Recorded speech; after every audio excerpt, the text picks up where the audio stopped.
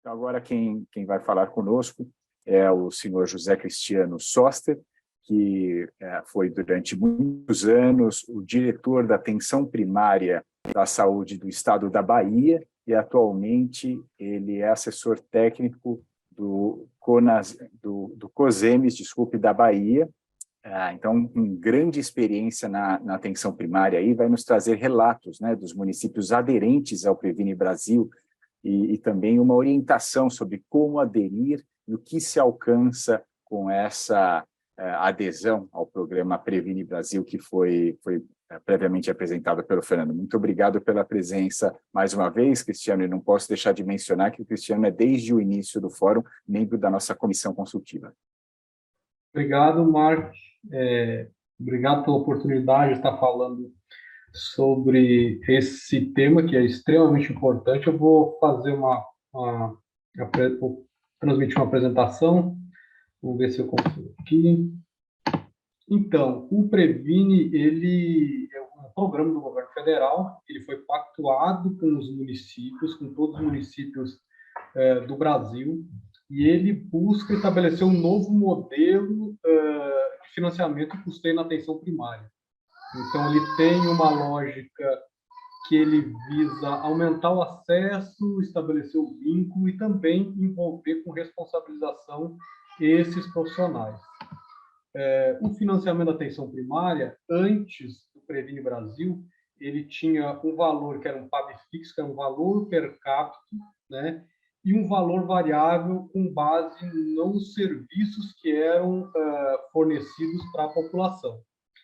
O Previne Brasil, né, ele trouxe uma nova cultura, né, e acho que isso é importante a gente, porque isso é um marco que estabelece um paradigma, porque ele é uma cultura diferente para o processo de trabalho, tanto de gestores quanto dos trabalhadores. E isso é uma dificuldade que, inclusive, Fernando trouxe na fala dele, né, que a gente está num processo de fato crescente, mas ainda existem algumas resistências.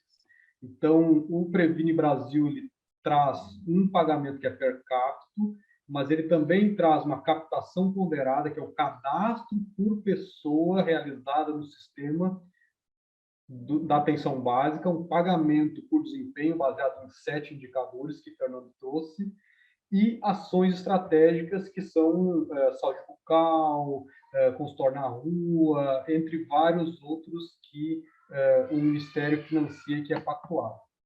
Então, o Previne é dividido em 3, digamos, modalidades, que é a captação ponderada, que é o cadastro das pessoas, dos usuários, o pagamento por desempenho baseado nesses indicadores e os incentivos dessas ações estratégicas. Como isso foi discutido com as representações dos gestores municipais, a adesão é automática. Então, hoje, nós temos todos os municípios que têm atenção primária aderidos e conforme o município vai agregando novas equipes, sendo homologadas pelo Ministério da Saúde, isso vai variando, inclusive, o pagamento por desempenho e também, conforme for cadastrando pessoas, também vai aumentando esse valor. Então, isso é algo que acaba sendo interessante e traz essa nova cultura. O pagamento por desempenho, ele tem indicadores, né, que vão desde os indicadores voltados para as gestantes, então, da captação precoce até 12 semanas, as gestantes, né, tendo a primeira consulta precocemente, os exames realizados de HIV e sífilis, o atendimento de saúde bucal dessa gestante. O outro indicador é do exame citopatológico, como foi colocado por Fernando, cobertura vacinal de algumas das vacinas que são como se fossem marcadores de qualidade da cobertura vacinal, e 2 que estão ligados às doenças crônicas, né, que está relacionado à hipertensão e outro à diabetes. E aí eu trouxe alguns resultados que são importantes a gente analisar, que quando a gente olha o valor quantitativo, a gente vê uma evolução, mas ela é ainda pouco impactante quando a gente considera o percentual das pessoas que estão cadastradas.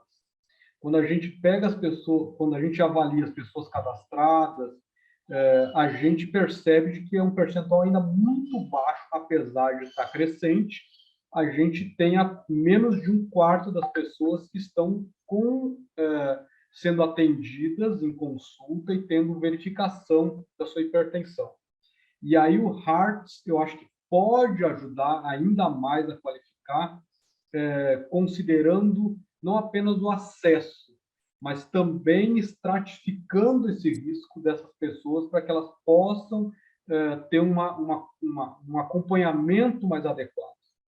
O outro indicador, que é o de diabetes, que se refere à questão das pessoas com diabetes que têm uma consulta e a solicitação de hemoglobina glicada, ainda também é muito pequeno. A gente está falando de menos de 1/5 das pessoas que estão sendo acompanhadas em consulta e tendo a sua hemoglobina glicada solicitada. E isso reforça o que Márcio colocou, que é a disponibilidade destes exames, o acesso a esses exames, para que seja efetivo, inclusive, para que o profissional não fique apenas solicitando, mas também tendo a garantia do retorno. E isso é um debate, eu acho que muito importante para que a gente possa ter, agregando tecnologias, né, que podem alcançar essas pessoas, principalmente as pessoas que moram em áreas remotas, né? Nós estamos falando de 5.570 municípios, nós estamos falando de mais de 50 mil equipes de atenção primária no Brasil e de uma extensão continental. Então, isso é algo que a gente precisa avançar, né, na perspectiva de poder pensar o acesso, mas também pensar uma condição que é a equidade, né, e o monitoramento, que ainda é muito frágil, considerando de que existe uma cultura de monitoramento que está sendo incutida há pouco tempo na atenção primária. A outra problemática também que a gente precisa superar, e que o Ministério tem feito estímulos nesse sentido de superação, é a informatização. Porque, infelizmente, teve que se trazer o sistema e depois informatizar. Isso, de fato, é algo que acaba prejudicando muito o registro adequado, o atraso, inclusive, dos registros, ou os registros sendo feitos sem uma adequada qualificação.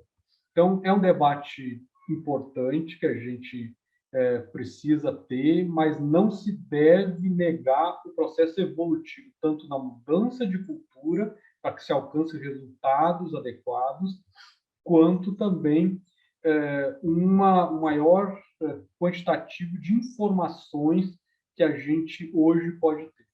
Então, obrigado, Mark, e passo a palavra.